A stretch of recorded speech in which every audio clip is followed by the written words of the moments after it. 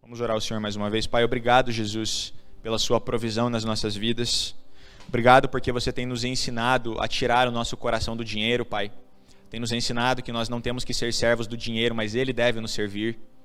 E nós agradecemos ao Senhor, Pai, pela tua provisão nas nossas vidas, pelo pão de cada dia, pela vestimenta que o Senhor prometeu que não faltaria, Jesus.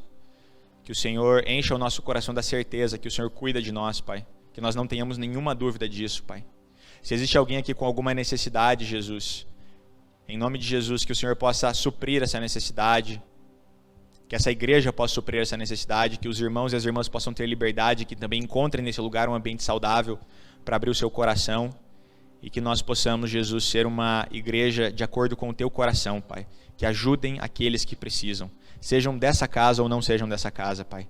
Em nome de Jesus, e que cada membro aqui individualmente tenha um coração generoso, Pai. É isso que nós oramos e te agradecemos, em nome do Senhor Jesus. Amém. Glória a Deus. Eu queria compartilhar uma palavra que está no livro de Provérbios, capítulo 16.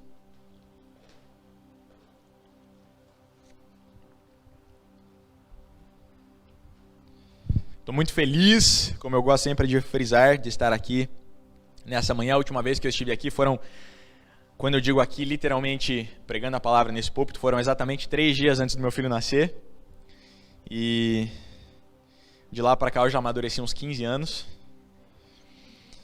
Então, espero que eu possa ter algo frutífero para compartilhar com a sua vida nessa manhã. Mas eu realmente estou muito feliz de estar nessa igreja, nessa casa, junto com vocês.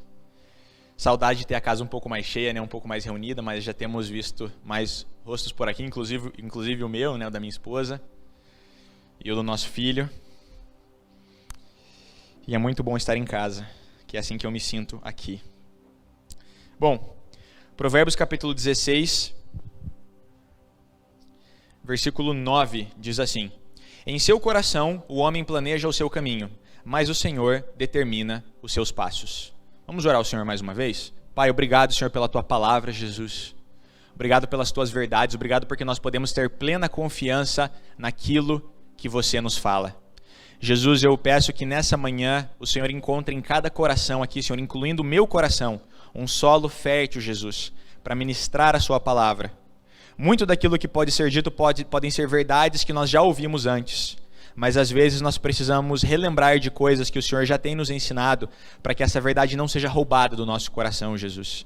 Que essa palavra possa produzir frutos, Pai, nas nossas vidas, nessa igreja, Pai, nas pessoas que vão ouvir essa mensagem, que estão na sua casa ou em qualquer outro lugar, e que o Teu Espírito Santo possa falar aos nossos corações. Eu peço que o Senhor me capacite, Jesus, que eu não fale nada, Deus, que venha da minha carne, Jesus, mas que o Espírito Santo venha a mover, Senhor, aquilo que os meus lábios vão proferir nessa manhã. Que os meus irmãos também saibam, Jesus, que essa palavra tem falado profundamente ao meu coração e que nesse último ano eu tenho entendido muito sobre isso, sobre a Tua soberania, sobre a Tua graça nas nossas vidas e tenho aprendido a confiar no Senhor. Obrigado, Deus, pela Tua graça sobre nós. Em nome de Jesus. Amém. Vou ler mais uma vez aqui, só para a gente não esquecer a palavra, Provérbios 16, 9.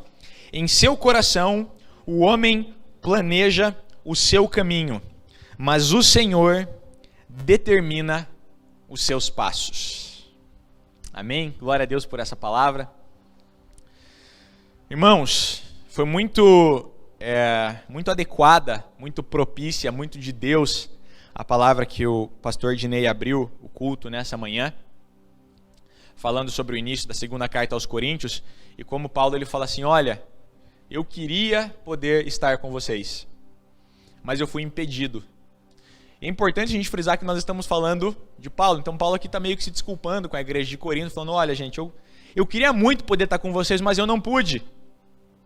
E eu achei muito interessante o pastor Dinei começar com essa palavra, porque tem tudo a ver com aquilo que eu vou falar para vocês nessa manhã, e eu creio que o Espírito Santo está trazendo essa sinergia daquilo que ele deseja nos comunicar. Fiquei muito feliz porque isso trouxe mais uma confirmação daquilo que o Senhor trouxe ao meu coração. Mas nós, como bons homens, boas mulheres que somos, nós costumamos fazer muitos planos. Nós temos diversos planejamentos, inclusive, no modelo de sociedade que nós vivemos, nós aprendemos a fazer planejamento. Se nós não temos um planejamento, nós somos pessoas nécias, somos pessoas negligentes. Então nós aprendemos a fazer planos. Se você fez aí um curso de administração, até às vezes alguns cursos dentro da igreja, eles falam assim, olha, qual é o seu planejamento para daqui a 5 anos? Onde você imagina estar daqui a 10 anos na sua vida? E nós, como cristãos, muitas vezes nós carregamos profecias, nós carregamos palavras, discernimentos, desejos do nosso coração, que nós temos há muito tempo. E tudo isso ajuda a formar determinados planos que nós temos para um futuro a curto prazo, a médio prazo, a longo prazo. E nós depositamos essas coisas em oração. Nós dissemos para Deus, Deus, eu quero que isso aqui aconteça de acordo com a tua vontade, Senhor. O Senhor tem falado isso para mim. Eu recebi uma palavra profética em relação a isso. Já havia um desejo no meu coração em relação a esse acontecimento. Eu desejava ir para aquele lugar. Eu desejava seguir essa carreira. Eu desejava me casar com essa pessoa. Eu desejava ter filhos com essa idade. E a partir então de certos desejos pessoais, da cultura com a qual nós fomos criados, de acordo com aquilo que os nossos pais nos ensinaram, de acordo com aquilo que nós lemos na Bíblia, de acordo com a nossa vivência de igreja, de acordo com os nossos aprendizados seculares, nós começamos a formar planos. E eu também, como vocês, faço muitos planos. Planejo muito, escrevo muitas coisas, tenho um caderno de anotações com as palavras proféticas que o Senhor já deu sobre a minha vida, sobre a vida da minha esposa, sobre a vida do meu filho, dos nossos filhos. E sobre coisas que Deus me fala pessoalmente eu também escrevo.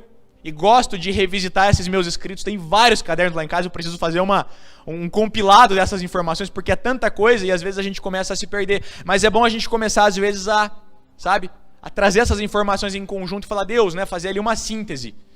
O que tem aqui nisso que realmente o Senhor deseja fazer nas nossas vidas? E aí o Senhor me indagou com uma pergunta, refletindo sobre tudo isso. Sobre os nossos planos, sobre as coisas que nós colocamos diante de Deus. E eu estou falando aqui de coisas boas. Porque tem planos, muitas vezes, que são planos da nossa carne. São coisas que nós colocamos diante de Deus até, mas no fundo a gente sabe que são coisas que não necessariamente precisam acontecer.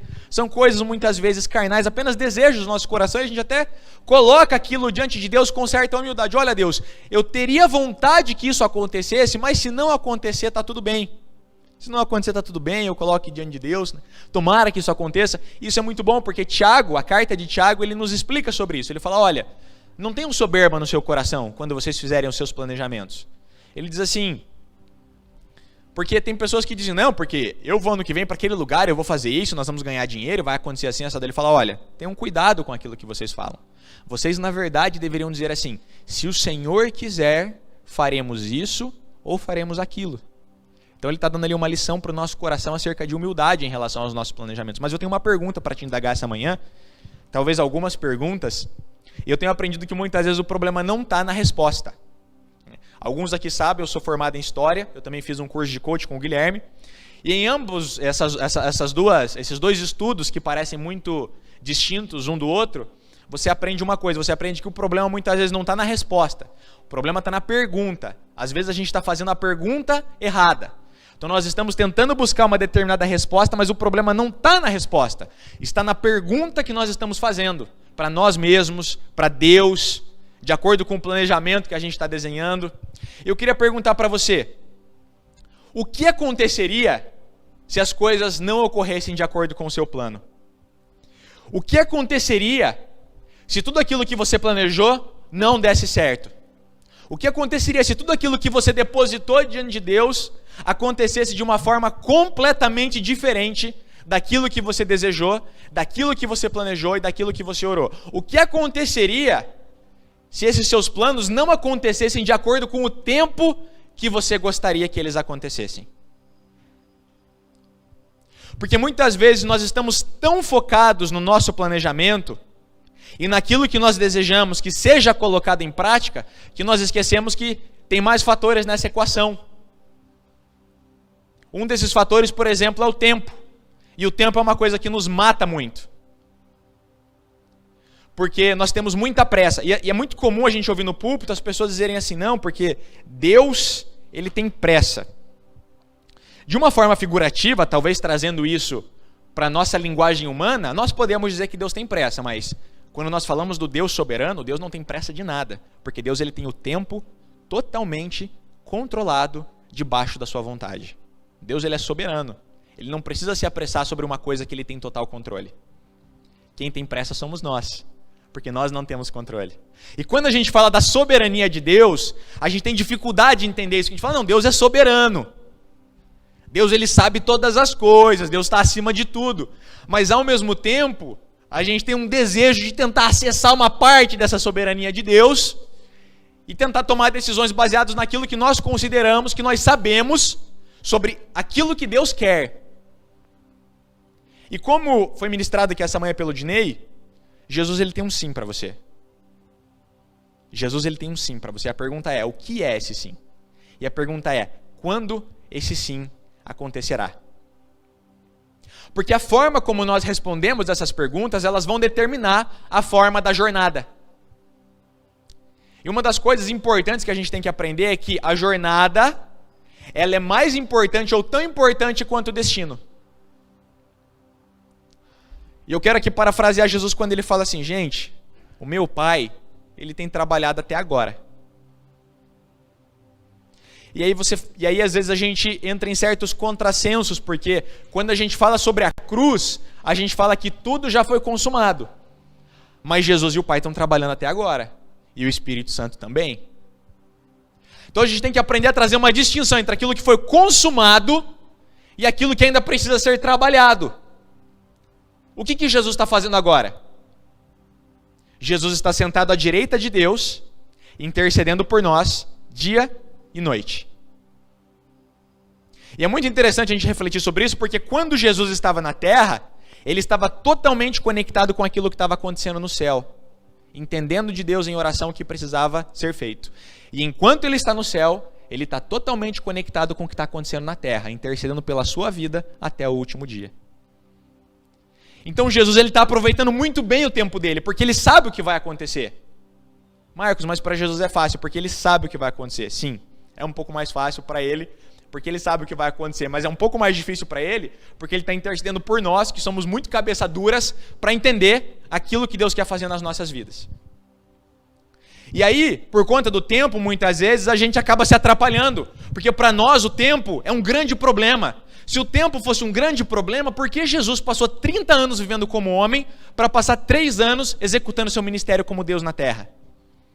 Porque Jesus sabia que o mais importante não era o tempo, era a intensidade com a qual ele iria fazer as coisas. Então, para Jesus, não importava 30 anos viver como homem, porque ele sabia que os 3 anos teriam a intensidade adequada para que todas as coisas que precisavam acontecer, acontecessem. Para preparar os 12, para preparar um pouco menos os outros 70, para aparecer para 500, para ressuscitar, para falar com eles depois diversas vezes. Ele sabia o que precisava ser feito em 3 anos. Então deixa eu dizer uma coisa para você. Para de se preocupar com o tempo. Sabe por quê? Porque se você creu em Jesus, se você entregou sua vida para Ele, se você se arrependeu dos seus pecados, você vai viver para sempre. O tempo para você não é mais um problema. Você tem a eternidade diante dos seus olhos. Nós precisamos aprender a entender esse processo. E Moisés, por exemplo, trazendo aqui como uma figura de exemplo, ele viveu 40 anos como egípcio, depois viveu 40 e poucos anos como pastor de ovelhas, para daí Deus pegar esse cara gago, que tinha dificuldade para falar, e fazer depois ele trabalhar mais algumas décadas como libertador e líder do Egito. E Moisés, mesmo tendo todo esse tempo de experiência como egípcio, vivendo ali aos pés de Faraó, sabendo como as coisas aconteciam dentro da autoridade egípcia, dentro da nobreza egípcia, e depois aprendeu a viver talvez de uma forma um pouco mais humilde, trabalhando com as suas próprias mãos, Moisés ele tinha dificuldade, porque ele também tinha planos. Olha os planos que Moisés fez. Ele foi lá separar uma briga entre um egípcio e um judeu, ou na época um hebreu, e ele matou o egípcio e escondeu o corpo. Ele falou, ninguém vai descobrir, tá tudo certo aqui. E depois no outro dia ele foi tentar separar uma briga entre 2 hebreus, e eles falaram assim, peraí, quem foi que te constituiu o juiz sobre nós? Você vai matar um de nós igual você fez com o egípcio ontem? E aí Moisés fala, Moisés se assusta e ele foge. Sabe por que ele foge? Porque as coisas não aconteceram de acordo com o planejamento dele. E 45 anos depois, quando Deus encontra ele na sarça ardente, olha que choro gostoso, escuta, olha. Aproveita que você não escuta de noite. Essa noite foi puxado, hein? Essa noite, por exemplo, eu planejei dormir a noite inteira e não dormi quase nada. As coisas não foram de acordo com o meu planejamento. E eu aprendi a lidar com o tempo que eu tive, da forma que as coisas tiveram que acontecer. Das menores às maiores coisas. Quando Deus aparece para Moisés na sarça ardente, Deus fala assim: Moisés, é o seguinte, eu vou usar você para libertar o povo do Egito. Mas Moisés não está esperando isso. Isso não está de acordo com os planos de Moisés. Moisés está assim: não, peraí, Deus. Eu, a partir de agora, vou cuidar das ovelhas do meu sogro até o final da minha vida. Eu estou bem. Eu nem tenho capacidade para falar em público. Eu nem tenho essa característica de liderança que você está achando que eu tenho. Eu não sei falar direito, Deus. Eu não consigo falar. Como é que você vem agora e apresenta um monte de coisa que eu não estou preparado? Você está preparado para Deus apresentar para você um futuro que você não sabe nada a respeito? Você está preparado para Deus apresentar para você um ministério, um projeto, uma atitude, algo que você precisa fazer, que você não sabe nada a respeito? Porque nós aprendemos que se as coisas não estão de acordo com o nosso planejamento ou com a nossa habilidade, as coisas não vão dar certo. Só que mais importante do que aquilo que você sabe fazer é quem está com você na caminhada. E nós, mesmo dentro da igreja, aprendemos a dizer assim: não, qual é a sua habilidade? Deus vai te usar na sua habilidade. Mas deixa eu falar uma coisa para você: Deus às vezes quer te usar numa coisa que você não sabe absolutamente nada a respeito. Porque Ele quer provar para você que Ele não precisa da sua habilidade para fazer o que Ele quer fazer na sua vida. Mas nós ainda estamos muito focados: não, mas Deus me deu essa habilidade, então vou fazer isso. E nós começamos a traçar para nós uma rota linear. Uma rota perfeita, sem percalços. Vai acontecer assim, vai acontecer assado, eu vou fazer isso, eu vou fazer aquilo, e depois as coisas vão acontecer desse modo. Mas na prática as coisas não funcionam assim. Eu quero dar um exemplo para você sobre a história. Você acha que a história é linear? Quando você aprendeu história na escola, alguma vez, levanta a mão aí, quem alguma vez viu um professor desenhando uma linha do tempo no quadro? Vocês viram alguma vez lá uma linha do tempo? Ó, nesse ano aconteceu isso, aí nesse ano aconteceu aquilo. Nesse ano aconteceu aquilo. Só que a história não funciona assim. Porque lá em 1905, 1906, enquanto o Santos Dumont estava decolando o avião, o brasileiro lá na França, decolando o avião pela primeira vez, não vem falar para mim que foram os americanos, não. Porque os americanos jogaram o avião com uma catapulta, rapaz. Isso aí não ia voar? Tá de brincadeira comigo? Os americanos ensinam que quem inventou o avião foram os americanos. Mas não foram, não. Foi o brasileiro. Foi o Santos Dumont que inventou.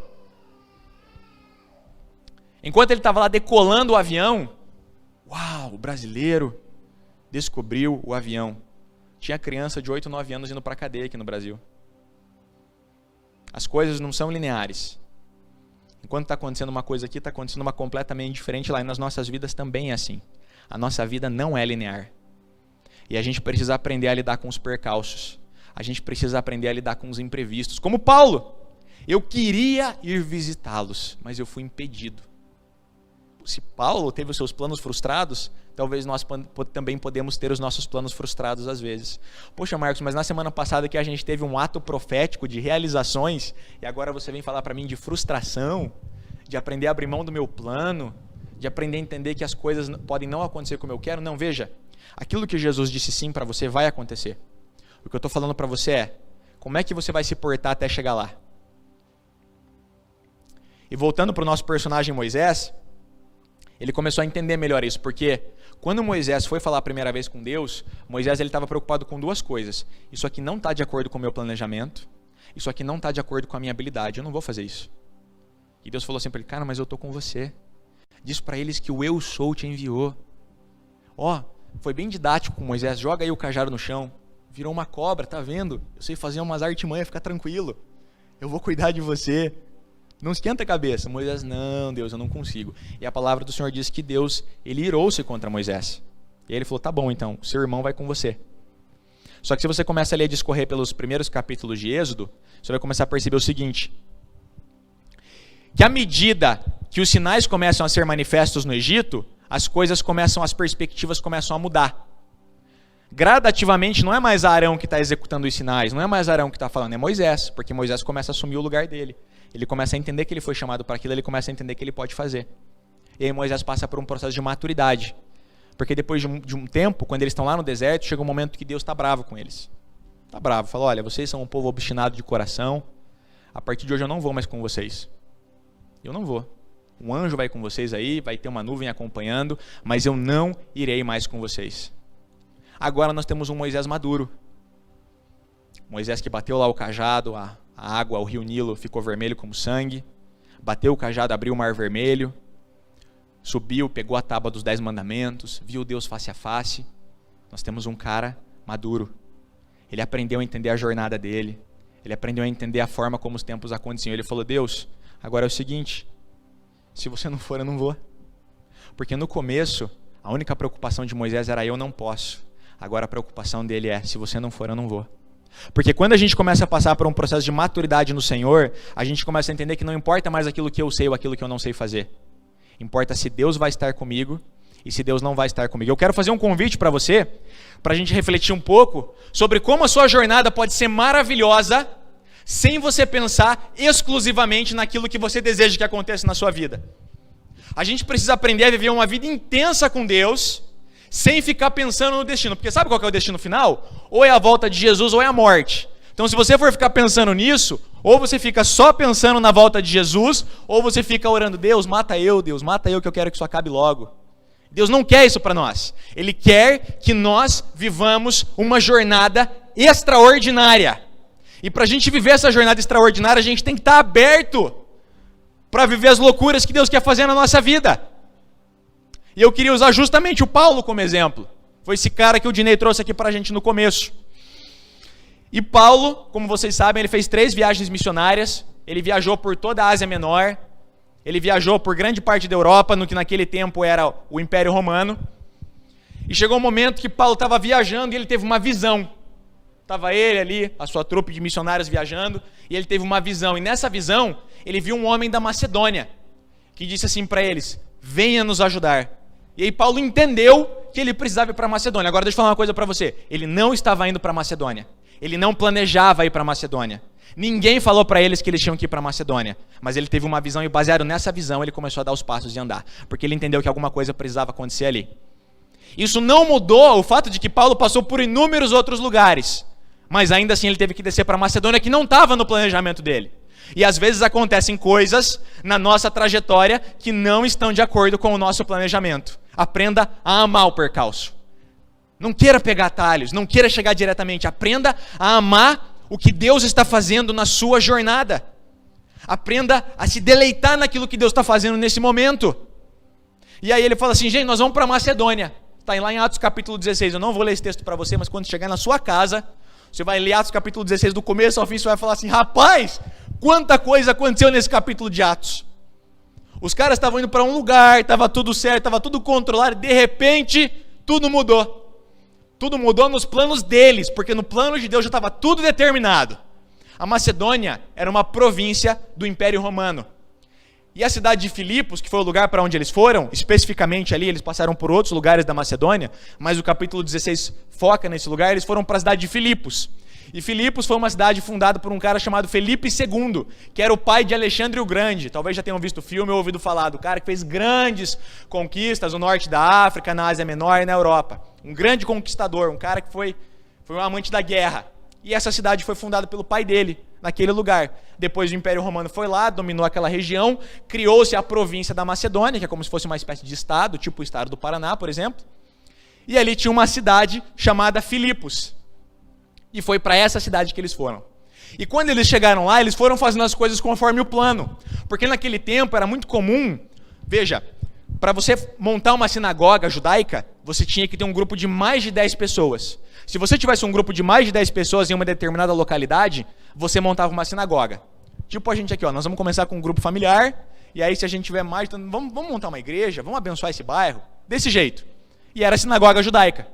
Só que quando tinha menos de 10 pessoas, as pessoas costumavam se reunir em grupos de oração, para falar sobre a lei, para orar, para falar com Deus, grupos de judeus.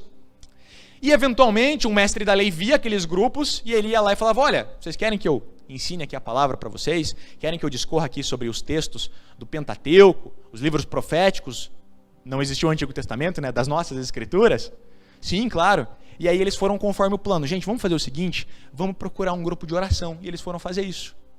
Eles foram num lugar aberto e lá tinham algumas mulheres reunidas. E aí eles começaram a falar da palavra para essas mulheres. Começaram ali a ensinar as escrituras. E a palavra do Senhor diz que uma das mulheres, que era uma mulher temente a Deus, chamada Lídia, ela ouviu essa palavra e o coração dela se abriu para o Senhor. E ela se converteu. E tinha uma coisa muito curiosa, porque esses grupos de oração, eles aconteciam normalmente em lugares que tivesse água, em lugares que tivesse rio. Nada mais propício para os planos do Senhor no Novo Testamento, não é mesmo? Porque esses grupos, eles aconteciam no Antigo Testamento. Mas a partir da vinda de Jesus, essas reuniões continuaram a acontecer. Sabe o que acontecia? Eles pregavam o evangelho, as pessoas se convertiam, eles falavam, vamos se batizar, o rio já está aqui. Olha o planejamento de Deus. Para pensar com a mentalidade do Senhor. E a Lídia foi batizada naquele lugar. Porque Deus, ele deixou tudo estabelecido, prontinho, para o evangelho ser espalhado por aquela região. Tudo estava de acordo com o planejamento de Deus. E Paulo falou assim, está tudo certo, está tudo de acordo com os nossos planos. Nos reunimos aqui num grupo de oração, que nós já sabíamos que existia. Nós pregamos a palavra, a Lídia se converteu e a Lídia falou assim, eu quero que vocês vão para minha casa. E aí a palavra do Senhor diz ali que a família dela, as pessoas ligadas a ela também se convertem. E eles entendem de Deus que é para eles ficarem uns dias na casa da Lídia. E eles começam a se reunir todos os dias naquele grupo de oração, a céu aberto, conforme acontecia em vários lugares. Se você ler Atos dos Apóstolos, você vai ver que eventualmente Paulo estava numa cidade e ele passava sábado após sábado pregando as escrituras na sinagoga e as pessoas iam se convertendo, iam entendendo o evangelho. Ali era a mesma coisa, está tudo de acordo com o plano. Só que acontece que enquanto eles estavam andando pela cidade, uma moça começou a andar atrás deles. Eu quero dizer para você, aí aqui entra o plano do Senhor. Porque essa mulher, ela era possessa de um espírito maligno, que adivinhava as coisas. Tinha um grupo de homens, o qual essa mulher era uma escrava deles. E eles usurpavam dessa mulher, por conta desse espírito maligno que habitava nela, e ganhavam dinheiro em cima das adivinhações que ela realizava. Só que essa mulher, presta atenção numa coisa, quando Deus deseja que algo aconteça, os espíritos malignos também devem sucumbir à vontade de Deus, amém? Porque quando Deus chega do outro lado da praia, o endemoniado vem e já cai de joelhos diante de Jesus e fala assim, Jesus, o Filho de Deus, por que vieste aqui nos atormentar antes do tempo? Até as forças malignas se submetem à vontade de Deus. E esse espírito maligno de adivinhação, ele está ali dominando aquela mulher, mas ele perde o controle, porque Deus é soberano sobre tudo. Porque Deus está acima de todos os planos. Porque Deus está acima de toda e qualquer impureza e desonestidade e podridão que esse mundo carrega. Deus está acima. E quando Ele quer fazer algo acontecer, quando Ele quer que algo seja quebrado, quando Ele quer mudar uma situação e libertar uma vida, Ele faz acontecer.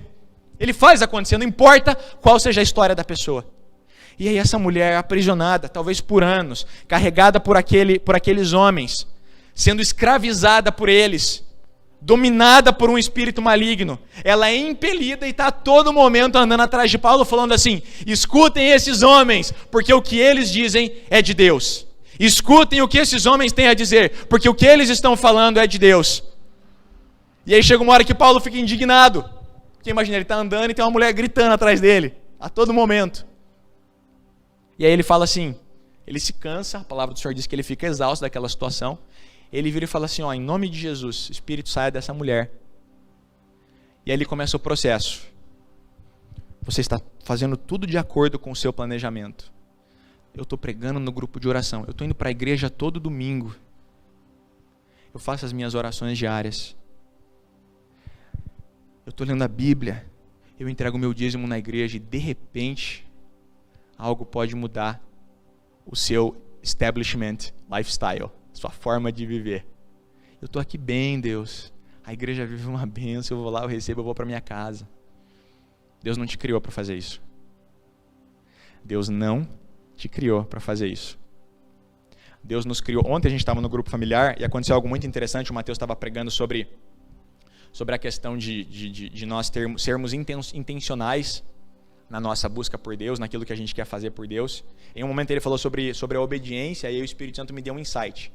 Eu comecei a pensar sobre o nosso modelo de vida moderno, e é muito curioso como as pessoas falam assim, eu não quero mais obedecer a nada. Nós vivemos em uma sociedade hedonista. O que é hedonista? Eu faço tudo para alcançar o meu próprio prazer e minha própria satisfação pessoal, não importa o que seja. Eu só quero a minha satisfação. Eu quero o que eu quero e ponto final. Eu vou fazer o que estiver ao meu alcance para alcançar isso que eu desejo. E aí o Senhor falou para mim assim, olha, Nós vivemos num mundo que quer ser tão revolucionário, nós vivemos em um mundo que quer ser tão disruptivo, de pessoas que dizem, eu não vou me submeter a uma religião, eu não vou mais obedecer aos meus pais, eu não vou permanecer casado para sempre, eu não quero mais ser pai, eu não quero mais ser mãe. Eu não estou dizendo que é pecado não querer ter filho, mas estou dizendo sobre a motivação que está por trás do coração. Eu não quero ser pai porque eu não vou ficar cuidando de uma criança até 20 anos. Deus me livre!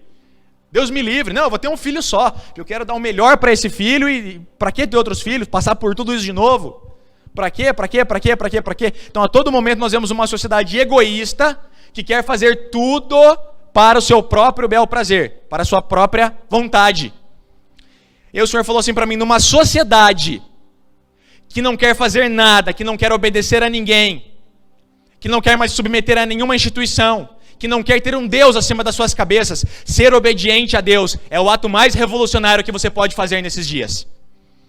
Porque, irmãos, Deus, Ele deseja filhos de Deus que estejam totalmente voltados à vontade dEle. Você tem uma visão, agora nós vamos para Macedônia. Não, mas espera aí, isso não está de acordo com o cronograma. Não me interessa o cronograma, Deus mandou fazer, eu vou fazer. Nós começamos a perder toda a nossa conexão com as estruturas de encaixotar o Espírito Santo, de dizer como as coisas devem acontecer. Falar assim, não, a partir de agora eu vou andar de acordo com aquilo que Deus disser para mim. Porque às vezes Deus, Ele fala para você no carro, para você parar e falar com uma pessoa, mas você fala assim, não, mas eu estou no carro. Dá a volta na quadra. Para o teu carro e vai lá falar com aquela pessoa. Deus fala para você assim, ó, vai lá e dá um abraço naquela pessoa. Não, mas eu estou no meio de uma pandemia. É claro que nós estamos no meio de uma pandemia, mas quando Deus mandar você fazer, você obedece. Porque a palavra de Deus é soberana sobre todas as coisas. Tenha uma atitude de obediência disruptiva. Seja tão revolucionário ao ponto de obedecer todas as coisas que Deus disser para você fazer. Fala para mim se Deus nunca mandou você fazer uma coisa que você falou assim, cara, isso é loucura. Cara, isso é maluco, Deus. Eu não vou fazer isso. Fala para mim se obedecer a Deus não é o maior ato de loucura e de revolução que você pode fazer na sociedade que a gente está vivendo. Sabe por quê? Porque a obediência a Deus exige que você abra mão daquilo que você quer para fazer algo que outra pessoa está querendo que seja feito. E isso é ser muito revolucionário aos meus olhos. Mas voltando para o Paulo. Então, ele foi lá e falou assim, ó, sai dessa mulher. E aí, começou a virar uma bagunça na vida dele. Eu li esse capítulo, eu li ele mais de uma vez e eu fiquei assim, Deus, ele só estava indo para a célula, ele só estava indo para o grupo familiar. Por que o Senhor fez tudo isso acontecer? Estava indo para a igreja, a Lídia se converteu, Deus, estava tudo de acordo com o cronograma, estava tudo certo. Estava tudo organizado, não tinha nada para atrapalhar os planos. Aquele grupo de oração ia crescer, ia virar uma igreja. Mas as coisas são diferentes daquilo que a gente pensa. E aí quando ele expulsa o demônio, os caras falam assim, ah é? E aí eles vão diante das autoridades da cidade e falam assim, ó, tem um grupo de judeus aí, ó, eles estão pervertendo a cidade, estão querendo que a gente pratique coisas que não tem a ver com a cultura romana. Aí eles vão lá e sabe fazer o quê? Prendem o Paulo e o Silas. Dão chibatadas no Paulo e no Silas. E colocam o Paulo e o Silas presos no tronco, na cadeia. Pô, do grupo familiar para cadeia e chibatada é muita coisa, né? É muito disruptivo, é muita mudança de plano. Pode acontecer com você. Não que você vai tomar chibatada e vai ser preso. Mas sobre a intensidade desses acontecimentos. Preste atenção nisso. Eles estão na cadeia, e agora? O que eu faço? E essa pergunta que eu quero dizer para você. Quando as coisas não correm de acordo com o seu plano, o que você faz? Quando as coisas não acontecem de acordo com o tempo que você planejou, o que você faz? Você senta, você chora, você lamenta, ou você fala assim, Deus, mas se eu estava buscando o Senhor, e se o Senhor me trouxe até aqui, nesse lugar, o que é que eu vou fazer nesse lugar que eu estou agora? O que é que eu vou fazer com essa oportunidade que o Senhor me deu agora? E às vezes a gente está tão distraído, não, mas não era para as coisas serem assim, não era para as coisas acontecerem desse modo, por que o carro foi bater aqui, por que as coisas aconteceram desse modo, e a gente começa a entrar numa neura sobre, poxa, mas por que Deus fez essas coisas acontecerem? Por que as coisas aconteceram da forma que tinham que ser? Eu lembro uma vez, eu estava indo orar na casa de uma pessoa, estava passando por problemas na família, e aí eu estava muito em oração naquele dia, porque era uma situação muito delicada. E aí, eu ainda liguei para o pastor Guilherme no dia, eu falei, Guilherme, ora por mim e tal, porque tem um peso em relação a essa situação. Ele orou junto comigo. E aí eu saí de casa, e era uma distância assim de 3 quilômetros da minha casa, aproximadamente. Eu estava numa rápida, do lado direito da rua, andando a 50 por hora, bem obediente, bem certinho, e do nada, em movimento, um carro vindo fazendo zigue-zague bateu no meu carro. Não teve freio brusco, não teve semáforo, não teve nada. Eu estava andando em movimento a 50 por hora e alguém bateu no meu carro enquanto eu estava em movimento. Desceu do carro o cara com cheiro de cachaça, com um cigarro na mão, todo problemático, um monte de coisa. Ele nunca me pagou o conserto desse carro, nunca. Eu pergunto para você, o que eu fiz depois disso? Eu peguei o meu carro batido, eu fui na casa daquela pessoa fazer aquela oração e dar aquela palavra. Porque às vezes acontecem coisas que não estão de acordo com o plano. Mas se o teu coração está conectado com o Espírito Santo, você vai parar e você vai falar assim, Deus, não é isso aqui que vai me tirar do propósito daquilo que o Senhor quer que eu realize na data de hoje. Não é aquilo que vai mudar o que o Senhor tem para ser realizado hoje. Irmãos, eu estava em jejum, estava debaixo de oração minha, do meu pastor, da minha mulher. No quesito eclesiástico estava tudo certo, tudo ordenado. Eu não estava desobedecendo nenhuma lei, estava tudo certinho, como tinha que ser. Mas aí aquele cara veio, bateu em mim e mudou todas as coisas. O que nós fazemos quando nós somos surpreendidos pelo acaso? Qual é a nossa atitude quando coisas que nós não estamos esperando acontecem? Alguns anos atrás, um primo meu, ele teve um tumor na cabeça e ele veio para Curitiba para fazer uma cirurgia. E ele era pai, né, do meu outro primo, obviamente, e esse outro primo, nós temos mais ou menos a mesma idade. E nós somos muito amigos, até hoje, muito amigos. Mas esse meu primo mais velho, ele era muito amigo do meu pai. E ele descobriu que estava com um tumor na cabeça e teve que vir para Curitiba para fazer uma cirurgia. Ele fez a cirurgia e o médico falou assim, olha, agora a gente tem que esperar ele acordar, vocês têm que estimular ele, conversar com ele, tal, dialogar. E o meu primo falou para mim, eu falei, não, cara, o teu pai, ele vai sair dessa. Nós vamos orar por ele e tal, vai acontecer, vai ficar tudo bem, fica tranquilo, né? Eu tinha certeza no meu coração que as coisas iam acontecer daquele jeito. Mas passadas 2 semanas ele teve uma parada cardíaca, os médicos reanimaram ele. E falaram, olha, não tem mais o que fazer. Mas aí, eu perdi a minha esperança, sabe? Eu falei, Deus, você não vai curar ele. Chegou a hora dele mesmo, sabe? Eu não estava aceitando aquilo. Mas mesmo assim eu fui até o hospital e fiquei lá. E tinha um monte de gente lá. Veio os irmãos dele, filhos, todas as pessoas mais próximas da família. Eu era um primo, eu estava lá, assim, apoiando a família.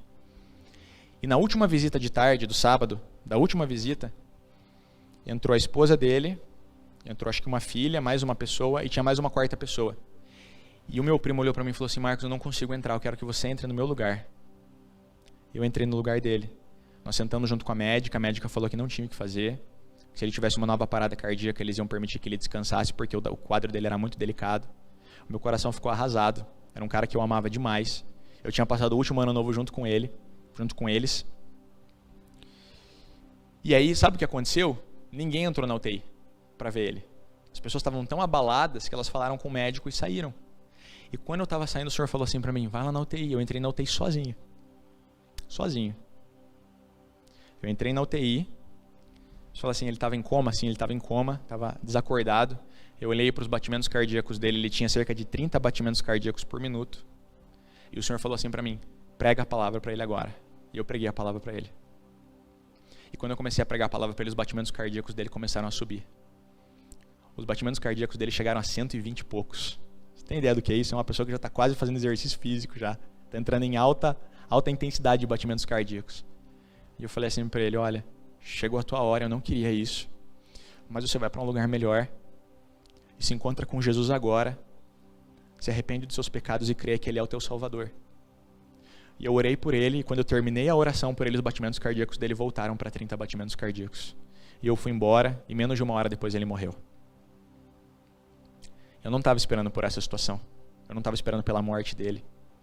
Mas eu também não estava esperando que eu ia entrar naquela UTI naquela última visita. E às vezes, quando a gente perde a esperança, a gente precisa lembrar que Deus é soberano. E a gente precisa confiar na soberania de Deus, para estar no lugar certo, na hora certa, para fazer aquilo que precisa ser feito por Jesus. E quando Paulo estava na cadeia, ele entendeu isso. Ele falou assim, eu não estou aqui por acaso. E eles começaram a cantar. Cara, eles estavam com as costas todas machucadas. Eles tinham todos os motivos para falar assim, Deus, mas a gente estava montando uma igreja, Senhor. Os teus planos foram frustrados por acaso? O Senhor falou assim, não foram frustrados, eu tô estabelecendo a base dessa igreja. E eles começam a cantar, os portões se abrem por conta da adoração que eles estão proferindo e o carcereiro acorda. E quando vê as portas abertas, ele puxa a sua espada para tirar a sua própria vida. E Paulo fala assim, espera aí porque nós ainda estamos aqui. E aí aqui entra o óbvio. Irmãos, para nós caminharmos com o Espírito Santo, a gente não pode andar no óbvio. Porque Deus, ele não é clichê. Deus, ele não gosta de fazer as coisas de uma maneira ordenada. Ele não gosta. Pode ver os discípulos, um é cobrador de impostos, outro é pescador. Ele só pega pessoas adversas, em situações adversas, para falar assim, eu sou Deus na vida dessa pessoa. Ele não está preocupado com as nossas capacidades. Ele não está preocupado com a bênção que ele vai nos dar. Ele está preocupado com o coração que vai receber. Está preocupado com a gente, com quem nós somos, com a nossa estrutura, com como nós estamos nos preparando e vivenciando a jornada. Quando a cadeia abre, nós vamos fugir. Não, nós vamos ficar porque Deus não quer que nós fujamos. Ele quer salvar uma vida. E se nós começarmos a pensar de maneira óbvia, a gente vai agir de maneira óbvia. E aí a gente vai matar a pessoa, a gente vai matar a igreja. A gente vai matar o propósito de Deus, porque nós achamos que as coisas são óbvias e lineares. E elas não são. Elas não são. Deus pega você de um lugar e te coloca no outro, pega a tua família e faz uma coisa que você não espera, coloca você para estudar uma coisa que você não imaginou que você ia estudar, coloca você numa igreja que você fala, Deus, mas parece que eu não tenho pessoas parecidas comigo aqui. Deus fala, fica tranquilo, eu vou começar a fazer as coisas na sua vida. Nós precisamos aprender a viver de forma disruptiva. E você só aprende a fazer isso ouvindo a voz de Deus. Não tem um manual. Você lê as escrituras para conhecer quem Deus é e para saber coisas que você já sabe que você deve fazer. Você não deve praticar imoralidade sexual, já está escrito na Bíblia, não precisa ouvir o Espírito Santo para isso. Mas para saber a forma como você vai viver, você vai ouvir a Deus. Tem um livro do Chambols, que aqui alguns de nós já lemos, traduzindo Deus. Ele conta uma história de uma menina que se converte. Ele está viajando e tem uma menina se prostituindo. Deus fala assim, vai lá falar com ela. Vai lá, eu quero que você vá falar com ela. Pô, mas eu vou falar com uma prostituta, eu sou um homem. Vai lá falar com essa moça. Era uma menina de 16 anos de idade. Tá, então eu vou evangelizar ela. Não, fala para ela qual é o sonho dela. Ele falou assim, qual é o teu sonho? E aí ela, quem é você? Tal, não, quero saber qual é o teu sonho. O meu sonho é ser chefe de cozinha. Ele falou assim, eu conheço um cara que pode realizar o teu sonho. E ele vai fazer acontecer na tua vida aquilo que ele plantou no teu coração. Aí quem é esse cara? É Jesus. Posso orar por você? Pode. Jesus, ajuda ela a realizar o propósito na vida dela. Pegou o telefone da menina. No dia seguinte, um tio da menina que morava em outra cidade, que tinha um restaurante, ligou para ela, sabendo da situação dela, e falou assim, eu quero convidar você para trabalhar no meu restaurante. O que aconteceu com essa menina? Ela virou uma chefe de cozinha. Sabe por quê? Porque ele estava escutando a voz de Deus. Não para ir lá e falar algo óbvio. Olha, escuta moça, Jesus ama você. Eu não estou dizendo que é errado falar Jesus ama você. Mas estou dizendo para você que se você começar a ouvir o Espírito, ele vai trazer para você uma criatividade naquilo que você vai falar. Para você falar a coisa certa. E Paulo falou para esse cara, não se mata, a gente está aqui dentro. O que eu vou fazer para ser salvo?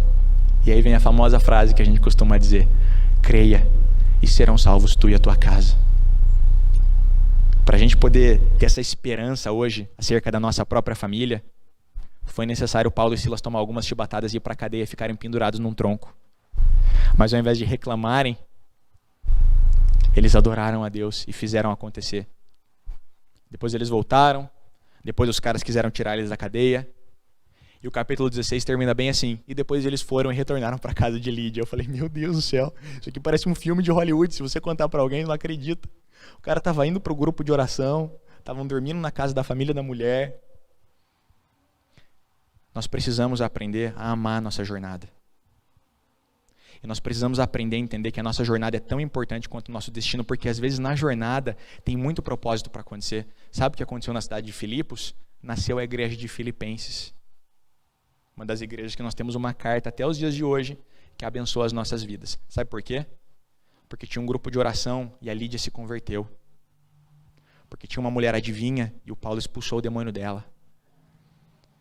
Porque eles sofreram chibatadas e foram para a cadeia, mas continuaram adorando a Jesus. Eu não sei se você já leu Filipenses, mas eu te convido a ler uma carta maravilhosa. Filipenses diz uma das coisas, por exemplo, acerca de Jesus, que Jesus, não considerando que o ser igual a Deus era algo que deveria apegar-se, mas esvaziando-se a si mesmo, tomou a posição de servo e foi fiel até a morte, morte de cruz. Esse versículo só foi escrito por causa desses caras, porque eles entenderam e passaram a amar a sua jornada. Irmãos, até hoje eu não trabalho naquilo que eu gostaria de trabalhar. Até hoje eu não faço exatamente aquilo que eu gostaria de fazer. Eu fiz muitos planos. Planos de anos, planos de curto prazo, planos de longo prazo. E as coisas começaram a acontecer de forma diferente na minha vida. Eu quero aqui dar 2 alertas sobre a jornada. E o Senhor me pegou nesses 2 alertas. O primeiro alerta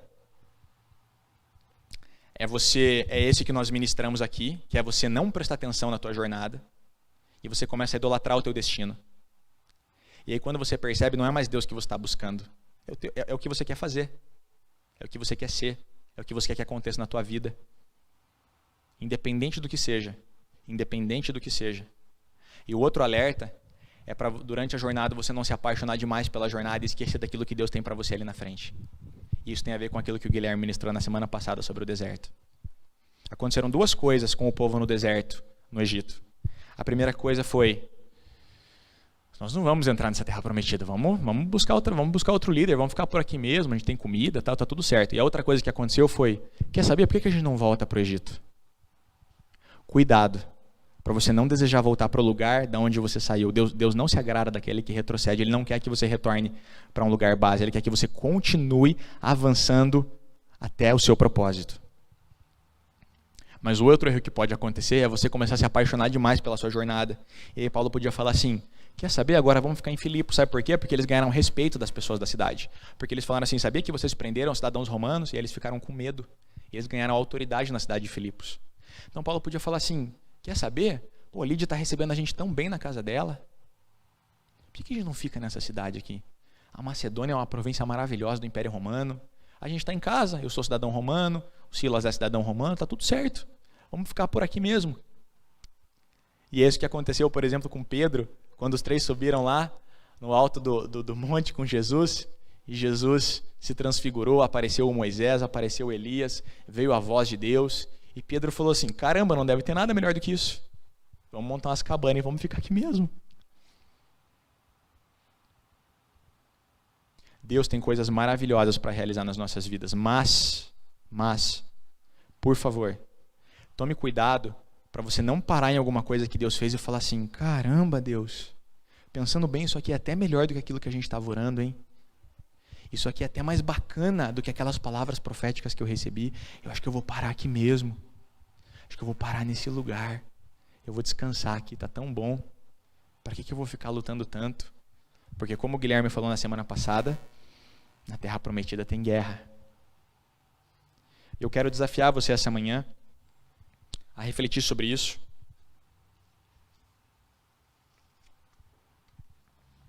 Sobre a soberania de Deus e sobre a confiança que você tem nessa soberania.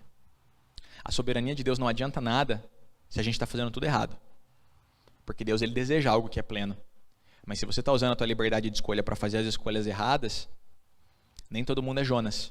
Nem todo mundo vai ser vomitado pelo peixe na praia de Nínive. Nem todo mundo. A gente precisa amar aquilo que Deus está fazendo na nossa vida. A gente precisa amar a nossa história. A gente precisa amar a família que Deus deu pra gente. Amar a igreja que Deus colocou a gente. Sabe, às vezes a gente começa a colocar tantas perspectivas a quando isso acontecer. Quando isso acontecer, de repente acontece aquilo outro. Qual foi a última vez que você evangelizou uma pessoa? Qual foi a última vez que você falou assim: Deus, eu quero que o Senhor me use nesse lugar aqui? Qual foi a última vez que você pensou assim, cara, eu acho que eu vou convidar essa pessoa para ir na Igreja Viva junto comigo. Eu acho que eu vou mandar o link do ao vivo para essa outra vida aqui. Qual foi a última vez que você falou assim, cara, eu desejo que as outras pessoas vivam intensamente o que eu estou vivendo aqui?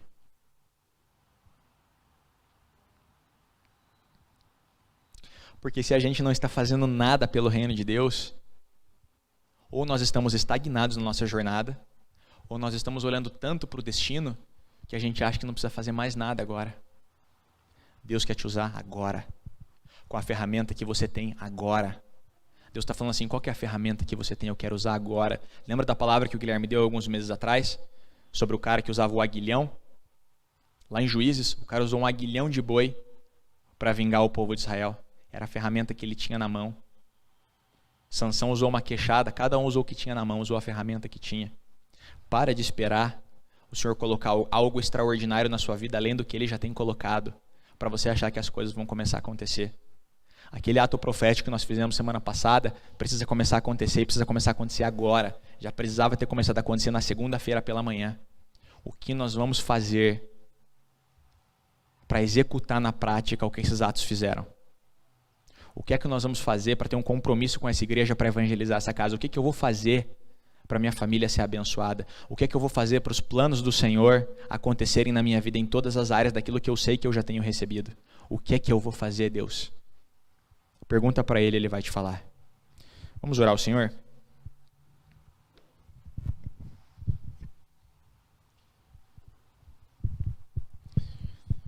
Obrigado, Jesus, por cada vida preciosa, Senhor, que está aqui. Senhor, eu quero pedir perdão para você, Deus, porque teve momentos que eu comecei a amar muito a minha jornada, Deus. Eu comecei até a sentar na cadeira e ficar mais confortável no lugar onde eu estava.